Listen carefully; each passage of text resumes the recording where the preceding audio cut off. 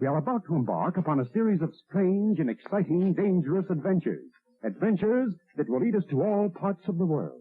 Hello and welcome to another Bad Comic Review. This time we're looking at Action Comics number 534. This issue was published in 1982, but it's from the 1938 series, the original volume. And it was written by Marv Wolfman, pencils by Curt Swan, Dave Hunt on inks, Todd Klein letterer, Gene D'Angelo colorist, Julius Schwartz editor. Cover was by Andrew and Giordano. I like the cover, it's really cool. It gives away the twist at the end though. So we start off with the mole attacking the Galaxy building. Superman springs into action, but he is yanked through time back to the Middle Ages. He's able to determine that he's probably in around the 14th century based on the dialect of the people he's talking to. And there's just some locals that try and beat the crap out of him because they think he's a demon. And he immediately figures out that Lord Satanis is behind this. And unfortunately for Superman, after dealing with a lot of problems and sorcery, he does get captured. But because of that, we do learn Lord Satanis' plan. He struck a deal with his namesake to obtain a gem that was thrown through time. Apparently him and his wife Cyrene had become disenchanted with each other when she found out that he killed her father for this gem, and she wanted revenge for that, and she wants the gem for herself because it's rightfully hers. So this rune stone was cast through time, and that's how Lord Satanis ended up in the Middle Ages. So he's trying to get this gem and he wants to run its power through Superman so that it can siphon it off a little more because of Superman's invulnerable body, and then he can absorb it from Superman. Unfortunately for him, there are people that have other plans, and then we're left with the cliffhanger ending. The backup story, Airwave, is written by Bob Rozakis, pencils by Alex Savick, inks by Sam Della Rosa. Costanza was the letterer, Zucchio is the colorist, and Julius Schwartz editor. Now, Airwave is daydreaming about joining the Justice League with his cousin Hal Jordan, but he's hoping to at least become a Teen Titan. And it turns out he's in a UFO club, and him and this girl that he likes are out watching for UFOs at night, and Karen seems to know about his secret, but he doesn't know that she knows, so he has to make an excuse once he sees a UFO to fly up and find out what's going on. And that's when we see this alien in this really kind of cool jumpsuit looking thing with silly goofy arms, and it's planning on destroying the Earth. So Airwave has to find who the alien is talking to on Earth and see what he could do about stopping it. And we're left with a twist ending. So that's part one of a story. I thought both stories were really well written. The backup story is obviously aimed at a somewhat younger audience than the main story. The main story has a lot of action though. Superman goes through quite a bit in that short time, and we get a lot of information without it being boring or just dialogue dumps. We actually get flashback sequences, so it was really, really cool. But the backup story was a little weaker comparatively speaking, but would have made a good standalone one-shot issue. Airwave never really caught on, and it really shows because his costume's a little bit on the silly side in some ways, very dated looking, and this story was probably one of the better ones I have read of him though, so I'm interested to see where it goes. But overall, great book aimed at middle schoolers and up, and I think anybody will enjoy it that is a Superman fan, or if there are any out there, an Airwave fan. But the Superman story was really good, and this is part of a longer story arc that goes about 6 issues I think, so be sure and check it out if you find it in a back issue bin. These don't go for a whole lot, so you should be able to pick it up for about the price of a new book, maybe a little less. I think I paid $3 for mine, and I'm glad I picked it up. It was a lot of fun. So we'll check out the next issue, but until then, this is a solid recommendation. That's gonna do it for this one. Thank you so much for listening and supporting the channel. If you enjoyed the video, please hit the like button, and don't forget to subscribe so you don't miss future reviews. If you'd like to help the channel out in other ways, links are in the description for my merchandise store and other ways you can support me, and as always, we hope to see you on the next one.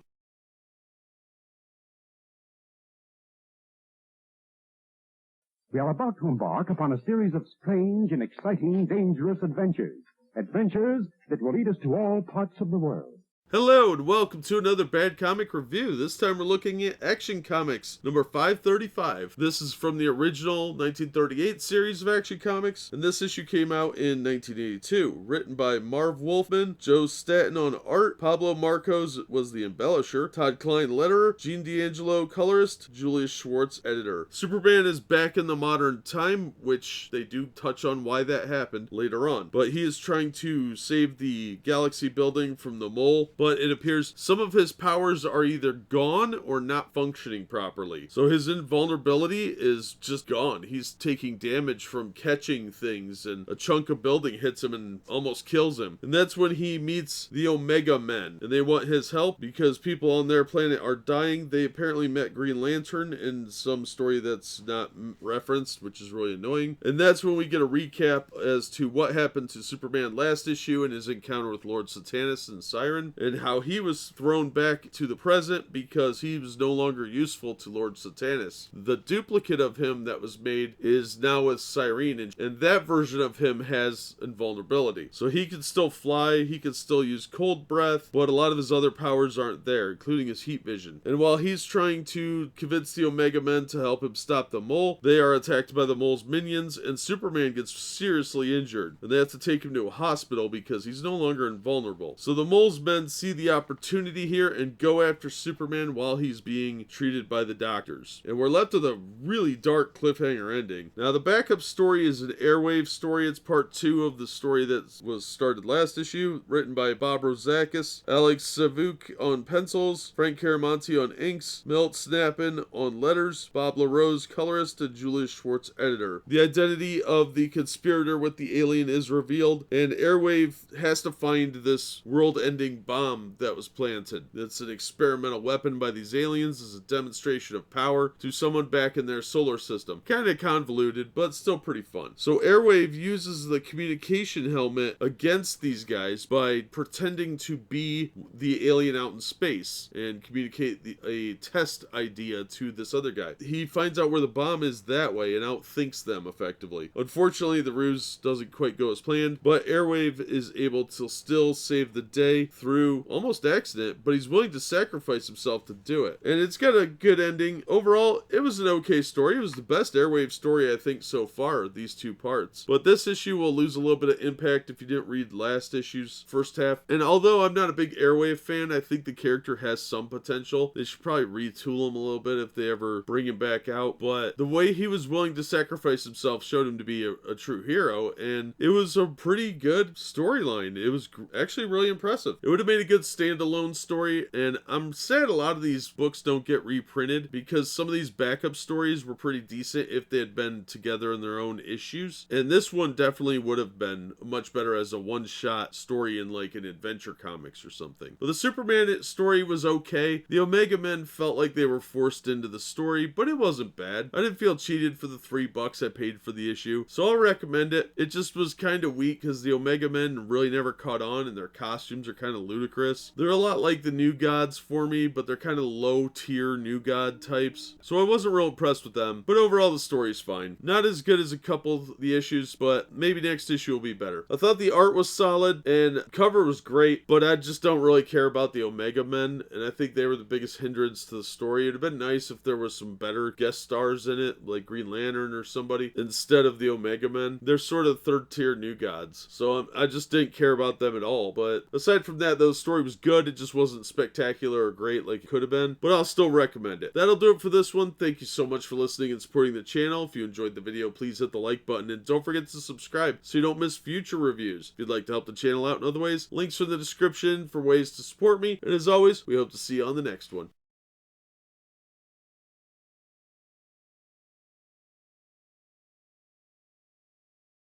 We are about to embark upon a series of strange and exciting, dangerous adventures.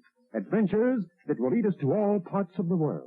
Hello and welcome to another Bad Comic Review. This time we're looking at Action Comics number 536. This is from the original 1938 series, and this issue came out right around 1982. Plotted by Marv Wolfman, written by Paul Kupperberg. Joe Staton did pencils. Sal Trappini did the inks. Ben Oda letters. Gene D'Angelo did the colors, and Julius Schwartz editor. So the Mole has Superman captive, and he is taking him to this mysterious underground city facility they have as a base, and his goal is to auction off Superman and effectively let the person that has the most powerful weapon kill Superman and then give the weapon to the mole, so the mole can start a criminal enterprise and an empire of sorts. It's a bit of a silly idea, but it's fun. Meanwhile, the Omega Men and Lois Lane are trying to figure out how they can rescue Superman, and they are able to follow the trail only so far because the mole's digging machine filled in the last several miles by itself, and it could take weeks for them to bust through, despite all their cool powers. So they have to go recruit an ally who wants nothing to do with helping them, and that's Cave Carson. And he's a curmudgeonly guy, and he only finally agrees because it is Superman. And the guy's still a jerk about it. Meanwhile, Superman has his own problems because a guy named the Hunter has this Omni-Wave blaster that he's planning on taking out Superman with. And that's when Superman's allies spring into action and Superman gets a fighting chance. Now, the Omega Men storyline gets mostly wrapped up here. It does continue on with their guest appearance over in Teen Titans because there is a bit of a crossover with this at the end of the issue with Teen Titans 24. Now, that is the new Teen Titans storyline where Blackfire has captured Starfire and the Omega Men go to help out in that storyline. That's the series that started as Tales of the New Teen Titans, and they make a guest appearance in issue 24. The storyline, however, started in issue 23. It's a 4-part story. So the Omega Men get shuffled off to a different book to try and push their series that was coming out that year. I have no interest in that. So I'm glad they wrapped that storyline up, even though this issue is just part of a multi-part story involving the split personality of Superman, where somebody split him in 2 people. It was Lord Satanis. It happened a couple issues ago. And meanwhile, the other half of him is somewhere in the past, supposedly. We're going to find that out next issue, what exactly happened to that half of Superman, because the other half of his power set is with that person, and they need to be rejoined so he can get all his cool powers back. Meanwhile, the backup story is Aquaman, written by Bob Rozakis, pencils by Alex Savuk, inks by Frank McLaughlin, letters by Ann Kay, colors by Tatjana Wood, and Julius Schwartz, editor. Aquaman's been having a nightmare about Mura screaming for help, and it's because she got separated from him back in Action Comics number 517. She had to be sent back to her dimension of Zebel, which in modern continuity, they've made that another colony of Atlantis that's on Earth. So it's just a faction, like a political faction of people that were kind of rebels. So that got kind of retconned. In this one, it's an alternate dimension, I guess. And he's been having these dreams, and he goes to help out the U.S. Navy with the project they're working on to try and communicate with animals, and he's hoping to learn from this how he does it as well. So this guy from Star Labs has built this machine so they can talk to animals, and he realizes that maybe his dreams aren't just dreams. It may be some sort of telepathic communication because that's how he communicates with Mura. So this machine might be able to tell him the reality of it. But just as things are about to be resolved on that front, the top layer of the ocean turns to ice, and Aquaman has to go rescue a diver, and we get a bizarre twist ending that may be part of the issue with what's going on with him. So an interesting story that's worthy of a good backup. Much better written than the Airwave stories that we were getting, except for that last one was pretty good. But this is an interesting story that could have been its own issue of Adventure Comics, but I enjoyed both stories quite a bit. I thought they were fun, very action-packed, decent art, and that's really about all you could ask for. And even though this issue is part of a multi-part story for both, it was pretty well put together. The Superman story had a beginning, middle, and end, although it did relate to the meta-narrative and did continue from last issue. You didn't need to read last issue to know what's going on. They fill you in quite well. And the Aquaman story did a good job as well with that, and the caption boxes did fill you in on anything you missed, which was nice. So I'm looking forward to reading the next installment of both storylines. So I'm going to recommend this. I thought it was fun, and you can enjoy this as a standalone issue pretty well. The cover's not that inspiring. It's a little boring, but that just masks the fact that although the Omega Men are kind of New God knockoffs and kind of boring, this was a pretty good story. And it was better than last issue as far as their usefulness. All in all, I'm looking forward to the next issue. That's going to do it for this one. Thank you so much for listening and supporting the channel. If you enjoyed the video, please hit the like button and don't forget to subscribe so you don't miss future reviews. If you'd like to help the channel out in other ways, links are in the description to various support methods. And as always, we hope to see you on the next one.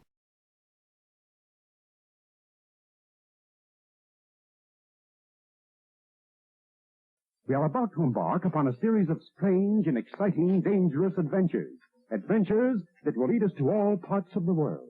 Welcome to another Bad Comic Review. This time we're looking at Action Comics number 537. This is a very large issue. It's oversized. The first story, which is the main Superman story, was written by Mike Barr, guest writer. Irv Novak was the penciler. John Callahan on inks. John Costanza, letterer. Gene D'Angelo, colorist. Marv Wolfman, consultant. Julius Schwartz, editor. Now, there's a backup story with Aquaman that was written by Bob Rozakis. Pencils by Alex Saviuk. Inks by Joe Gilia. Letters by A. de Guzman. Colors by Tom Zucchio, and edited by Julius Schwartz. There's also a special preview for Masters of the Universe in here, which is written by Paul Kupperberg, art by Kurt Swan and Dave Hunt, letters by Ben Oda, Anthony Tolan, colorist, Dave Manek, editor. Alright, so the primary story first. Superman kind of reviews what happened with his powers being zapped, and now he's in two places at the same time. We finally find out what's going on with the other Superman, and it's only been a few hours for him. So while the Superman in present day of 1982 is trying to go back in time, he tries using a Legion device that the Legion of Superheroes left behind, but that gets destroyed. And it looks like Lord Satanis has blocked him from going to the past. So it's up to the past Superman to try and get himself out of this situation, with only about half of his powers. He no longer has his breath powers, but he does have telescopic vision, invulnerability, and a heat vision. Well, Cyrene still has him hostage, and things aren't looking good for him. Meanwhile, in the present day, this guy Jackhammer has uncovered that Superman is weak. The Metropolis Eagle revealed Superman is not invulnerable anymore, so now all the criminals know, but Jackhammer especially, and this is his first appearance. He's been stealing electronics, and he was going to go outside of Metropolis for his crime spree, but now he's going to try and make him a name for himself by taking down the Man of Steel, and that could pose a real problem for Superman. So while trying to save a train full of people, Superman collapses, and it looks like everybody on the train is unconscious as well. Jackhammer is gloating, but we're left with a cliffhanger ending, and then the Aquaman story. The woman that Aquaman saw at the end of Part 1 looks suspiciously like Murrah, but she claims her name is Miriam Bridgman, and she's a lieutenant. Now, she's on this Star Labs facility, but although her background checked out, something is definitely off for Aquaman, and he has her hooked up to the machine that he was helping with last time, and he knows something's off, and they finally go underwater, and she realizes she can breathe underwater, and she has telekinetic powers. But they seem to be on the fritz, because something's not right, and we're left with a cliffhanger ending that looks like some of their fish allies may be attacking them. Now, in the third story, which is actually in the middle of the book, and it's a very jarring switch from the Superman story because it's right in the middle of it, is the Masters of the Universe story. It's called Fate is the Killer. This is a special preview of the three-part miniseries that DC did in 1982. So this is the transitory period between the original mini-comics and then the animated series, and the second wave of mini-comics, which DC did put out. In this one, Zodak goes to Eternia. This is the first time we see the King and Queen, and they look significantly different than Randor and Marlena do later on. It's also when we first see Adam and Cringer, and in this one they just kind of go into a cave to transform. It's kind of done off panel, where they talk to the goddess, who is wearing the Tila outfit of the serpent. The Tila is in the book, she's just a guardsman, and she wears a similar outfit to what the sorceress is wearing underneath her outfit. She's referred to both as the sorceress and the goddess. And we also see Merman, Skeletor, and Beastman as Skeletor tries to find the other half of the Power Sword, which is actually on Earth. So in order to do that, they have to distract Superman, because remember, Superman did meet He-Man in DC Presents number 47. That was the first real comic book introduction, but they want to do a little cross-marketing here. So there's this giant monster that attacks Superman while these three weird meteorite things go under the water. That's actually Skeletor and his minions grabbing the Power Sword, and Superman gets sucked into the vortex with them. Well, Zodak's been trying to delay He-Man because he thinks that He-Man's going to get killed, but He-Man doesn't know that. So they're fighting, and it's actually an attempt to try and save He-Man. Meanwhile, Superman sees that Skeletor has the two halves of the sword. He recognizes him from that previous encounter in DC Presents 47, which is a very expensive issue if you try and track it down. And Superman manages to get the swords, but at a great cost to himself, and Skeletor recovers half the sword, but Superman ends up giving the other half inadvertently to He-Man. And in the effort, Skeletor gets injured, and so does He-Man, and and things don't look good, but there's resolution here. It's a nice compact story. I think the He-Man story might actually be longer than the main Superman story. And I have to say, all three stories were great. The downfall with the main Superman story is that it jumps around a little bit, because just when you start to find out what happened to past Superman, you're thrown into the modern day again. And that's kind of a pain, but it's not that bad. The Aquaman story is really good, surprisingly entertaining, and it does have Murrah coming back after she had been sent to her home dimension. If this really is Murrah, we're going to find out next part, I think. And that was really cool to see, but it's a great Aquaman story, actually. It would have been a great one-shot if they had put the whole story together. And the He-Man story is really, really good, too. It's very entertaining, very much the middle ground between the animated series and the original micro comics that they put in with the figures. So you can see they're finding their footing in what direction they want to go. I prefer the original mini comics, but I can see why a lot of people would find this to be some sort of weird amalgam between the two universes. So, and it does mention the multiverse in this issue, so that's kind of cool too. So there's a difference between the Savage Eternia, that most of the fans call that, the original mini books, and then the later mini books in the cartoon. So I thought it was very entertaining. The only thing a lot of people aren't going to like is the yays and verilies and old-timey Middle Ages speak that are in here, because that gets kind of irritating. But otherwise, it's a fun story. It's a really well-written story, and it's got a lot of cool characters in it. You get to see Man-at-Arms, Pre-Mustache, you get to see Tila, and they introduce Cringer and Adam. So a lot going on in this issue, and it's definitely worth tracking down. I picked this up for less than $5, and you get a lot of story here from 3 different adventures. So definitely worth checking out if you get a chance. The art is solid in all 3 books. The cover does relate to what's going on, and there's a sense of peril in all of the stories. Great action adventure stuff. Highly recommended. That's going to do it for this one. Thank you so much for listening and supporting the channel. If you enjoyed the video, please hit the like button, and don't forget to subscribe so you don't miss future reviews. If you'd like to help the channel out in other ways, links are in the description to different ways to support me, including the merch store. And as always, we hope to see you on the next one.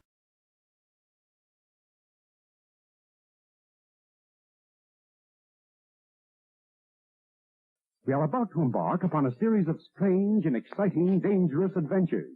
Adventures that will lead us to all parts of the world. Hello everyone, and welcome to another Bad Comic Review. This time we're looking at Action Comics number 538. This is from the original 1938 series from DC Comics. Written by Mike Barr, Irv Novick, penciler, John Callahan, inker, John Costanza, letterer, Gene D'Angelo, colorist, Marv Wolfman, consultant, Julius Schwartz, editor. Superman managed to make his way to Jimmy Olsen's place, but he's pretty roughed up, and Jimmy has to kind of conceal it with makeup. Meanwhile, Jackhammer is making the most of his beating of Superman and using that to get himself a nice job as a mob enforcer, sort of freelancer. He's a gang leader of sorts. So as Jackhammer becomes more influential in the crime community, he's also becoming more brazen. Superman knows that he's weak against this guy because he no longer has his invulnerability. That's in the past with the half of him that's trapped in the Middle Ages with Cyrene and Lord Satanis. So when the cops try and stop Jackhammer, they're unable to do so, and Superman sort of just bides his time. He wonders if he is actually afraid or if he's actually making the right call. And finally, he remembers something Pa Kent told him a long time ago when he was first learning to fly, and it inspires him to go out and stop Jackhammer. Jackhammer hits a theater with his gang and starts robbing random people at the cinema, but Superman's not about to have that, and they end up in a fight at a construction site next door, and it's not going real well for Superman. Thankfully, the citizens of Metropolis, who've been saved by Superman hundreds of times most likely, start hurling things at Jackhammer, and it distracts him long enough for Superman to get a punch on his only obvious weakness. And Superman gives a very inspiring speech. Then we cut over to the Aquaman story, and this is by Bob Rozakis, pencils by Alex Saviuk. Frank McLaughlin was the inker, Ben Oda letterer, Tad Jano was the colorist, and Julius Schwartz editor. So Murrah's powers seem to be on the fritz, and Aquaman is trapped almost entirely in a hard water casing that was made by Murrah, and her abilities seem to just be enraging the dolphins, even to the point where she triggers some primal part of their brain that makes them electrified, because somehow they might be related to electric eels. Just go with it. So while Aquaman's trying to avoid them with one arm free, he also realizes that he is still receiving a telepathic call from Murrah, but things aren't quite as they seem. So Aquaman's in a spot of trouble at the cliffhanger ending of this issue. Both stories were great. How Superman defeats Jackhammer was pretty good. Even though he knew he was going to get his butt kicked, he still still went in and did the job. The art is solid. The cover's good, although the cover kind of happens. Jimmy Olsen's not there when it actually does, but you get the idea. It's still a good cover, and I like this issue more than I expected to. I paid about $3 for it, and I think it's easily worth that. So if you want to read some good Superman comics, this is a good one. You don't really have to read the first part to know what's going on. It catches you up pretty well. Even with the overarching Lord Satanis storyline, I don't think you really need to know too much about what's going on. You should read them to get more context, but I don't think you absolutely have to. They fill you in pretty well. So a solid book all around, good art on both stories. I was very happy with my purchase, so I'm going to recommend this. Like I said, I think it was a way more fun issue, even with the backup story being so short at like 8 pages. It was still better than a lot of stuff out today. And those stories, I don't know if they've ever been reprinted, but they absolutely should be because they were a lot of fun. So that's going to do it for this one. Thank you so much for listening and supporting the channel. If you enjoyed the video, please hit the like button and don't forget to subscribe so you don't miss future reviews. If you'd like to help the channel out in other ways, links are in the description for my merch store and other ways you can support me. And as always, we hope to see you on the next one.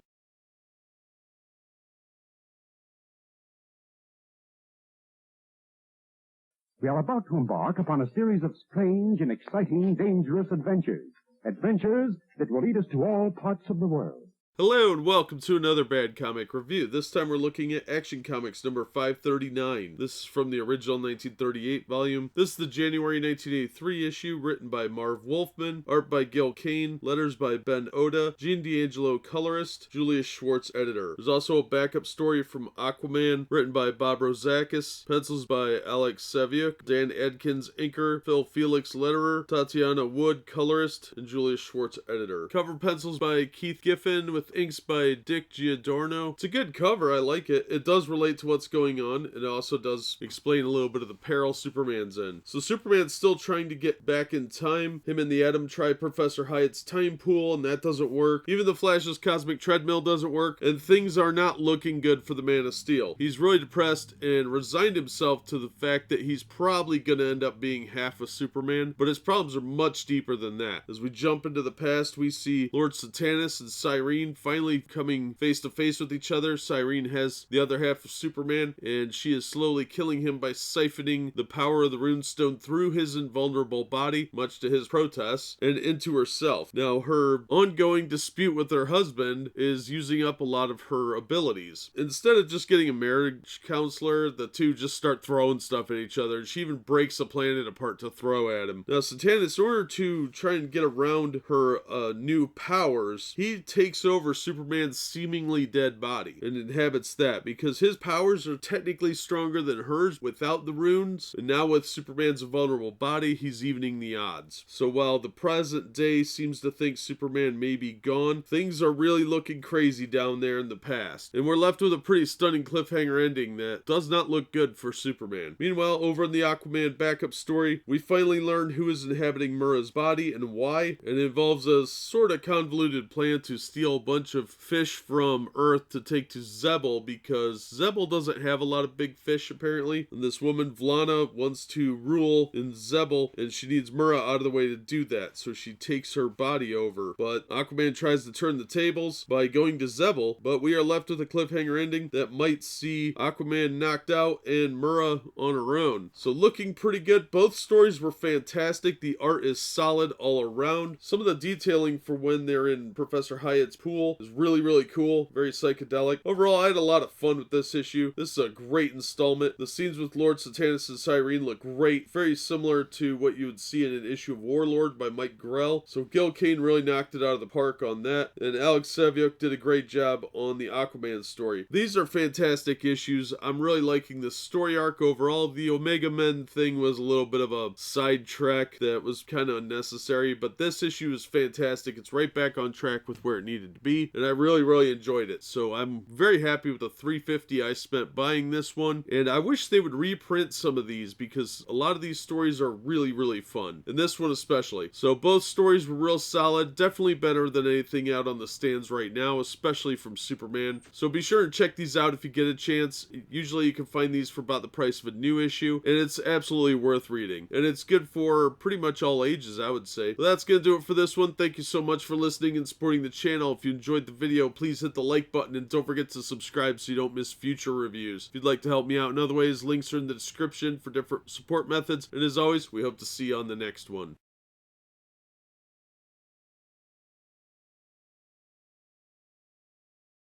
We are about to embark upon a series of strange and exciting, dangerous adventures. Adventures that will lead us to all parts of the world. Hello everyone and welcome to another Bad Comic Review. This time we're looking at Action Comics number 540. This is from Volume 1, which is the 1938 series. This issue was written by Marv Wolfman, art by Gil Kane, letters by Andy Kubert. Gene D'Angelo was the colorist, Julius Schwartz editor. There's a backup story of Aquaman, written by Bob Rozakis, pencils by Alex Saviuk, Joe Gillia, inker, Phil Felix, letterer, Tatiana Wood, colorist, Julius Schwartz editor. The cover's by Gil Kane. It's an awesome cover. That is a very effective cover. I would have dropped 60 cents on this in a second back in the day. So this issue is dated February 1983, and it is another installment in the Lord Satanis Cyrene storyline as they fight over the runestone. Well, Lord Satanis has taken over Superman's split body that is trapped in the 1400s, and he is fighting with Cyrene using Superman's invulnerability to protect himself. Meanwhile, Clark in the modern era is not quite dead. He came close, but he jumps back to life and manages to get to Lois's apartment despite the doctors wanting to run a whole bunch of tests. And he's in really tough shape. So he's trying to take it easy for a little while, but his other half is not having that much luck, as Cyrene and Lord Satanis have one of the most violent disputes they could possibly have as they fight for the fate of the world. And Cyrene's power is very, very strong, but her ability to wield it is not. Lord Satanis has a much better understanding of his magical powers, which gives him somewhat of an advantage, especially because he's inhabiting Superman's body, and he is talking to Superman's subconscious, trying to get him to work with him to stop Cyrene from conquering the world. Superman, of course, does not want to kill her, but Lord Satanis does, so that's a problem. Now, when Clark in the present day tries to go back to the Daily Planet and get some time off, he overhears Lois talking about a story that she's been working on for the last several issues about forgotten heroes. Perry wanted her to run this story because Superman's power was fading and it might be the twilight of Superman, so he wanted her to write a story about forgotten heroes. And she mentions some characters that are pretty obscure at this point in comics. The Suicide Squad, the original ones, not the ones from like the movies or anything. Cave Carson, Vigilante, Ragman, Rip Hunter, and Bwana Beast. Well, Superman didn't know at this point who Rip Hunter was, so when Lord Satanis cast his spell on him to keep him from using the Cosmic Treadmill and the Legion Bubble and all that, that was because he was trying to keep Superman from using his known methods of time travel. So Superman has a way to get back to the past to assist his other self, but he has to find Rip Hunter to do it. And we're left with a cliffhanger ending that looks really awesome. Then in the Aquaman story, Aquaman is almost down for the count, and Valana keeps beating the crap out of him. And Murrah and Valana have to duke it out, and Aquaman is able to buy Murrah a little bit of time so they can engage in single combat. And in the end, there's a tragedy, but Murrah is able to do one thing which I think all Aquaman fans wanted at this point, which was to get Murrah back to Earth, because it is revealed that Valana actually fixed whatever was wrong with Murrah on Earth, so she was able to go back to Earth in Murrah's body. Well, now that Murrah's no longer being possessed by Valana, she is able to go back to Earth with her husband. So that's a big step forward for the storyline with Murrah and Aquaman, and it's done in a backup story. A very good backup story, by the way. This was a really fun story and a lot of action. Murrah is really kicking butt. It shows exactly how competent she is, not only as a queen, but as a warrior as well. This was a fantastic issue all around. Everything hit perfectly. The Superman story was phenomenal. It's got a lot of action, a lot of great art. The Aquaman story, same thing. A lot of action, a lot of great art. Very much a fun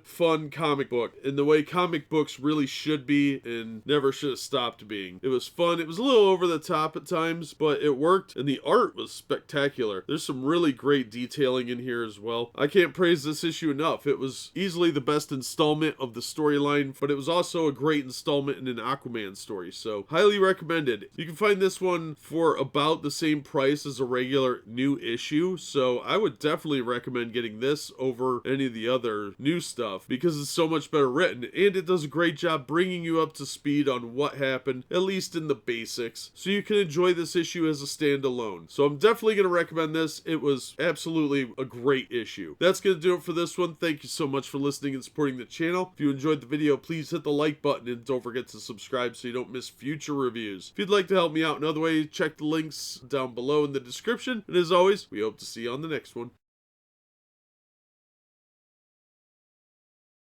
We are about to embark upon a series of strange and exciting, dangerous adventures.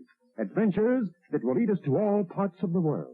Hello and welcome to another Bad Comic Review. This time we're looking at Action Comics number 541. This is the grand finale of the Superman Split in Two storyline, where Lord Satanis has split Superman into two people, effectively splitting his powers in half too. Well, now Superman has found a way back in time to confront Satanis, who is possessing his other half. This story is written by Marv Wolfman, art by Gil Kane, Ben Oda was the letterist, Tom Zucchio on colors, edited by Julius Schwartz. Now this issue does not have a backup story. It's just a grand finale epic. So Superman and Satanis duke it out, but Satanis has drained a lot of his power fighting with Cyrene last issue. And Superman is highly susceptible to magic, so he has to fight Satanis on uneven ground, and he figures out how to get Satanis out of his body, and he's able to do that. And then the two Supermen seem to be a little too confusing for Satanis because he can't remember who's vulnerable to what. So in the chaos, Superman realizes that he has to distract Satanis as long as possible and get him to waste a lot of energy so he's weakened, and that'll give Superman the chance to take him down. But in the process, the two Supermen actually end up grabbing each other for one to help the other up, and that unleashes this dark energy that was built up between them, which actually is what caused them to separate, and that shadow form turns on its creator and also allows the two Supermen to join back together because that's what was holding them separate. With Superman made whole, he goes after Lord Satanis and actually defeats him in what I would call a bit of a convoluted way. It's a bit of a lazy ending that is explained through the wrap-up, and I thought that was kind of cheap. But overall, I thought the action scenes were great. There's a twist ending that was pretty good, and overall, I thought it was a lot of fun. The art is fantastic, especially that cover. That cover is great. Yeah, the cover by Gil Kane is fantastic. I cannot say how awesome that is enough, because it really does relate to what's going on in the book, and it's very dynamic. It hits all the proportions really well and gets your eye moving through the cover image. So very well done. The interior art is great. I thought overall the story was fantastic, but the conclusion was a bit unrealistic and a bit silly and probably could have been done a little bit better, but I'm okay with it. It was still better written than anything out today on the stands, and I didn't see the twist ending coming. I'm looking forward to reading the next issue, but this is definitely worth $5 to me. I didn't have a problem paying the $4 and something I did for it, because I got it for $3.99 plus tax, and I didn't have issue with that, and it's better than any of the $5 books DC is putting out right now. So if you can track this down and read the whole story arc, I definitely recommend that, but you can get a decent idea what's going on through the text, which I really like about these back issues, is that back in the day, these serialized stories, they would still bring you up to speed so you knew what was going on, and they'd give you all the reference points through the caption boxes, and I really appreciate that. So I think this was a great issue, and I would have had no problem enjoying it if I had picked this one up by itself. So a little something for everyone there, and definitely worth a read. That's going to do it for this one. Thank you so much for listening and supporting the channel. If you enjoyed the video, please hit the like button, and don't forget to subscribe so you don't miss future reviews. If you'd like to help the channel out in other ways, links are in the description for my merchandise store and other ways to support me. And as always, we hope to see you on the next one.